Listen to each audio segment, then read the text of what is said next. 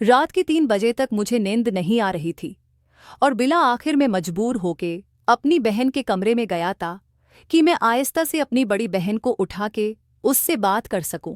मैं उस कमरे में आया तो हल्की सी रोशनी वाली लाइट चल रही थी। मेरी सारी बहनें सो रही थी और फिर मैंने अपनी बड़ी बहन को देखा तो वो कमरे में नहीं सो रही थे। मैं बड़ा हैरान हुआ कि मेरी बहन रात के उस वक्त कहाँ जा सकती है। मैं बाहर सीन में आया। हमारा बाथरूम बाहर सीन में बना हुआ था। मैं बाथरूम के करीब आया तो मुझे हल्की सी सरगोशियों की आवाज़ आ रही थी। मैंने जो बाथरूम के करीब से आके सुना तो वो मेरी बहन की आवाज़ थी जो किसी को कह रही थी कि जल्दी करो कोई आना जाए। और कोई बंदा था बोल रहा था कि रात के 3 बज रही हैं, इस वक्त कौन आएगा, तुम परेशान ना हो, मुझे सुकून के साथ करने दो। फिर मैं बाथरूम का कोई सराग ढूंढने लगा ताकि मैं इंदर उन दोनों को देख सकूं कि इंदर आखिर चल किया रहा था। फिर बाथरूम के रोशनदान से जब मैंने अंदर देखा तो वो दोनों एक दूसरे को सुकून दे रहे थे। वो लड़का हमारे ही मोहल्ले का था जो मेरी बहन को सुकून दे रहा था। मुझे काफ़ी गुस्सा आया। मैं परेशान हुआ कि क्या करूं, और फिर मेरे दिमाग में एक तरकीब आई। मैं वापस बाथरूम के मेन दरवाजे पे आया और मैंने हल्के से कहा, कनीज मुझे पता है तुम इंदर हो और तुम्हारे साथ कोई और भी है, और मुझे ये भी पता है कि तुम लोग इंदर क्या कर रहे हो। तुम दोनों की भला ऐसी में है कि आहिस्ता से दरवाज़ा खोलो, घर में से कोई शोर संकेत जाग ना जाए। और शोर मत करना। मेरी बड़ी बहन की इंदर से आवाज़ आई, भाई आप गलत फहमी हुई है, मैं वॉशरूम में हूँ, आप क्यों आए हैं, जाएं आप। मैंने कहा नहीं, मुझे झूठ बोलने की ज़रूरत नहीं है, मैंने देख लिया है ये तैमूर है ना वो आवारा लड़का, उसे के साथ तुम रंगरलिया मना रही थी। तुम्हारी भला ऐसी में है कि दरवाज़ा खोलो वरना मैं अम्मी और अबू को उठा के आ जाऊंगा अभी। फिर कनीज़ ने कहा, अच्छा भाई आप किसी को ना उठा के लाएं, मैं दरवाज़ा खोल रही हूं। और फिर आहिस्ता आहिस्ता कनीज़ ने दरवाज़ा खोला।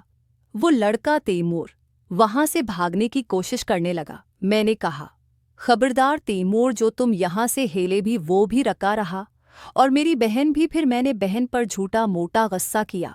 मुझे पहले शक था अपनी बहन पर कि शायद वो उस तरह के काम में मुलविस है, लेकिन आज मैंने रंगे हाथ उसे देख लिया था। उसके पास न करने का कोई चारा नहीं था।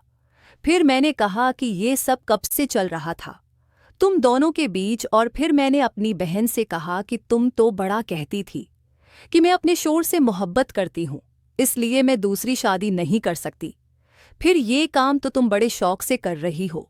फिर मेरी बहन मुझसे कहने लगी, यूसुफ जो कुछ भी हुआ अनजाने में हुआ, मेरी उसमें कोई गलती नहीं है, मुझे माफ़ कर दो और यहाँ से चले जाओ। मैंने कहा, नहीं, आज तुम हाथ आई हो, मैं इतनी आसानी से तुम्हें छोड़ूंगा नहीं। फिर उसने कहा, यूसुफ तुम क्या चाहते हो, खुदा का वास्ता है मुझे जाने दो। उम्मी और अबू को पता चल गया कि मैं तैमूर के साथ थी तो वो तो मुझे जान से ही मार डाले गए। प्लीज़ मेरे साथ ऐसा जुल्म न करो, मेरा पर्दा रख लो। फिर मैंने कहा, अच्छा तुम इस तैमूर को भगाओ। तैमूर पहले से ही बहुत डरा हुआ था। वो ये सुनते ही बाहर चला गया। उसने मेरी बात भी नहीं सुनी। और फिर मैंने अपनी बहन को पकड़ लिया। मैंने कहा, जो ये तुम काम उसके साथ कर रही थी, चलो बाथरूम के अंदर मेरे साथ भी करो। वो कहने लगी, नहीं भाई, मैं आपके साथ नहीं करूँगी। मैंने कहा, तुम्हें करना पड़ेगा वरना मैं उम्मी और अबू को उठाकर लाऊंगा। फिर मेरी बड़ी बहन मुझसे कहने लगी, यूसुफ शर्म करो, मैं तुम्हारी बड़ी बहन हूँ, तुम मुझसे छोटे हो। मैंने कहा, कुछ नहीं होता, इस वक्त मेरा दिमाग बहुत खराब है, वैसे भी मुझे तुम्हारी ज़रूरत थी, मैं तुम्हें उठाने आया था। ये तो अच्छा हुआ तुम मुझे इस हालत में मिल गई हो, अब मैं नहीं जाऊंगा। खुद को बना सकून दिलवाए। फिर मैंने उसे हाथ से पकड़ा और बाथरूम में ले आया। उसने कहा, अच्छा रको रको, मेरी बात तो सुनो पहले। फिर मैंने कहा, एक हाथ में पकड़ लो, फिर बात भी बताती रहो। उसने कहा, नहीं, पहले मेरी एक शर्त है, मैं बाद में तुम्हें पूरा पूरा सुकून दूंगी। मैंने कहा, अच्छा बताओ, जल्दी बताओ। उसने कहा, अभी नहीं, मैं वो कल बताऊंगी। मैंने कहा, नहीं कनीज, ऐसा ज़ुल्म मत करो, रात नहीं गुजरेगी। उसने कहा, पक्का वादा है, कल तुम्हें सुकून जरूर पहुंचाऊंगी। लेकिन मेरी पहली शर्त सुन लो। मैंने बहुत सरार किया, मैंने उसके हाथ में भी दिया, मुझसे बर्दाश्त नहीं हुआ। लेकिन वो न मानी और फिर मैं वापस आके अपने बिस्तर पर लेट गया। अब मुझे काफी देर तक नींद न आई।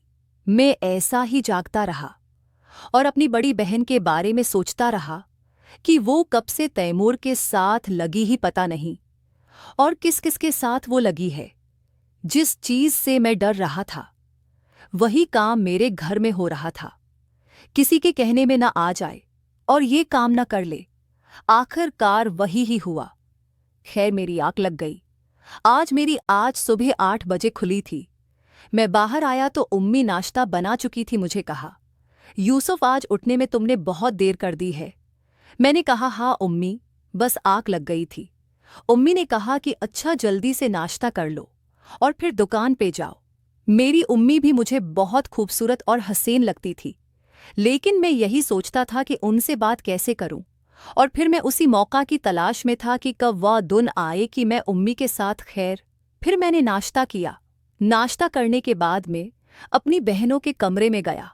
मैं जब गया तो मेरी बड़ी बहन अपने छोटे बेटे को नाश्ता करवा रही थी और मुझे देख के मुस्कुरा भी रही थी।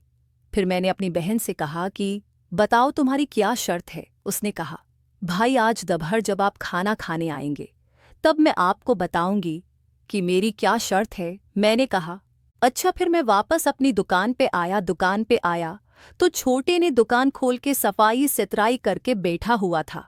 दुकान पे के बैठे हुए अभी मुझे थोड़ी ही देर हुई थी। मैंने जिसका जिक्र किया था कि एक हमारे गांव की लड़की है जिससे मैं मोहब्बत करता हूं, उसका नाम आलिये है और वो उस मोहल्ले की सबसे खूबसूरत लड़की है। वो सौदा लेने के बहाने मेरी दुकान पे आई। मुझे कहा, यूसुफ, मैंने तुमसे बहुत ज़रूरी बात करनी है। तुम्हारे पास कोई फ़ोन है? मुझे दे दो ताकि